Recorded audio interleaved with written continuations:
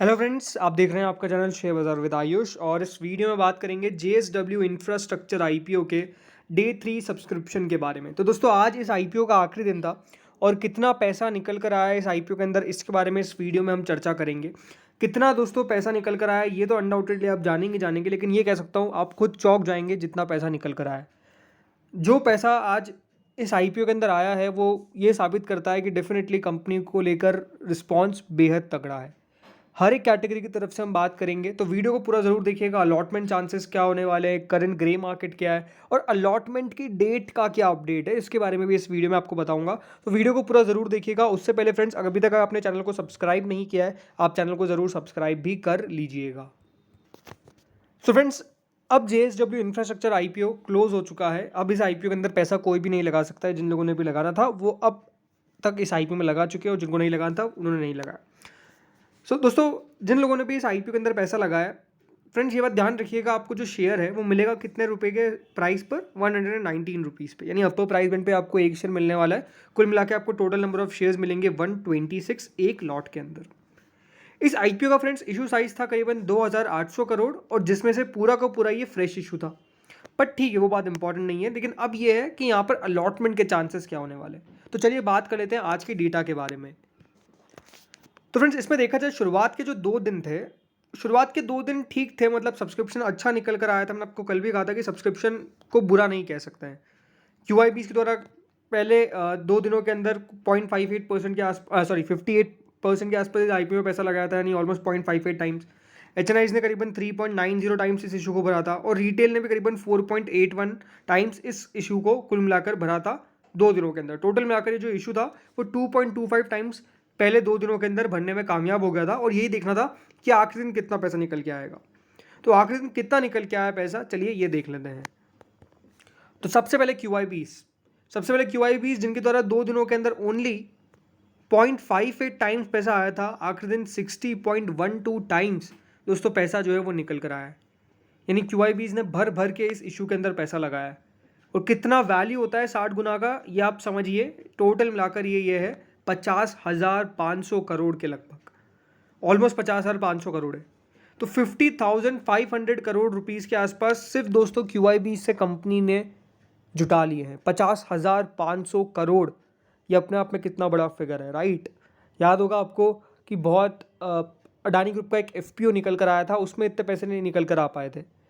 लेकिन जेएसडब्ल्यू के अंदर, मैं ऐसे ही बता रहा हूँ, कोई उसको मैच नहीं कर रहा हूँ, बट इंपॉर्टेंट क्या है कि इतना ज़्यादा पैसा दोस्तों क्यूआईबीज ने लगाया। हाल फिलहाल में अगर आप देखेंगे जो भी आईपीओ आया उसमें मेजरली मैंने देखा है कि यहाँ 30,000, 35,000, 40,000 करोड़ तक गया है। लेकिन इसमें क्यूआईबीज ने 50,000 करोड़ का जो मार्क है उसको भी क्रॉस कर दिया है।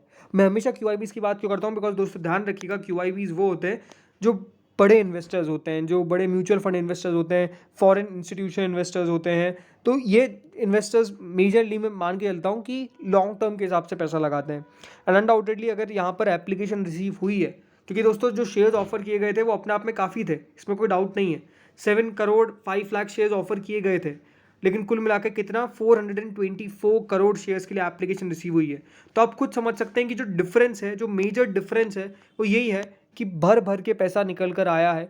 जितना ऑफर किया गया था उससे 60 गुना ज़्यादा सब्सक्रिप्शन निकल कर आया है। तो अपने आप में साफ साबित करता है, शो करता है कि दोस्तों इस कंपनी को लेकर रिस्पॉन्स बेहद शानदार है। अगली कैटेगरी आती है नॉन इंस्टीट्यूशनल बायर्स की। अब ज़रूर जो सब्सक्रिप्शन है वो आप डिक्लाइन होता हुआ देखेंगे, मतलब 60 गुना से डायरेक्ट 16 गुना आ गया है। बट ये है कि यहाँ एच की तरफ से अगर इतना भी निकल के आया तो उसको बुरा नहीं कह सकते। 16.83 टाइम्स भी बढ़िया है। ये कुल मिलाकर कितना 7,000 करोड़ होता है। क्योंकि देखिए इशू का साइज़ काफ़ी बड़ा था, राइट। तो इशू का साइज़ क्योंकि बड़ा था तो इसलिए वो पैसा भी आपको ज़्यादा दिखेगा। तो 7070 करोड़ के आसपास की टोटल मिलाकर मनी रिसीव हुई है, वो नॉन इंस्टीट्यूशनल बायर्स से है। जिसमें जो बिग एच है इनकी तरफ 17.94 टाइम्स एंड स्मॉल एच की तरफ से 14.62 टाइम्स। कुल मिलाकर दोस्तों जो सब्सक्रिप्शन है वो बेसिकली रिसीव हुआ है, जिसमें मेजरली बिग एच ने ज़्यादा पैसा लगाया है। स्मॉल एच की तरफ से 14.62 टाइम्स ही इस आईपीओ के अंदर पैसा लगाया गया है। अगली कैटेगरी आती है रिटेल की। तो रिटेल भी पीछे नहीं है, 10.86 टाइम दोस्तों रिटेल पोर्शन इस आईपीओ के अंदर सब्सक्राइब हुआ है, जो भी अपने आप में काफ़ी बढ़िया है। कुल मिलाकर रिटेल से 3039 करोड़ के आसपास रिसीव हुए हैं। और अगर मैं इसको एप्लीकेशन वाइज बात करता हूँ, क्योंकि देखिए इसमें काफ़ी मल्टीपल एप्लीकेशंस भी होती है, तो ओवरऑल ये है कि 9.05 टाइम दोस्तों रिटेल कैटेगरी से सब्सक्रिप्शन रिसीव हुआ है। अगर हम एप्लीकेशन वाइज बात करते हैं, इसका मतलब यही है कि हर 9 में से एक जने को इस आईपीओ का अलॉटमेंट मिलने वाला है।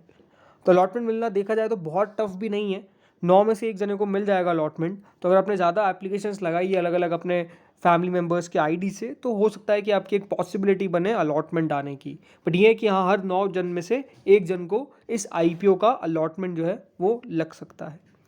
टोटल मिलाकर ये जो इशू है वो 39.36 टाइम्स सब्सक्राइब होने में कामयाब हुआ है। 39.36 टाइम्स अपने आप में काफ़ी बढ़िया है।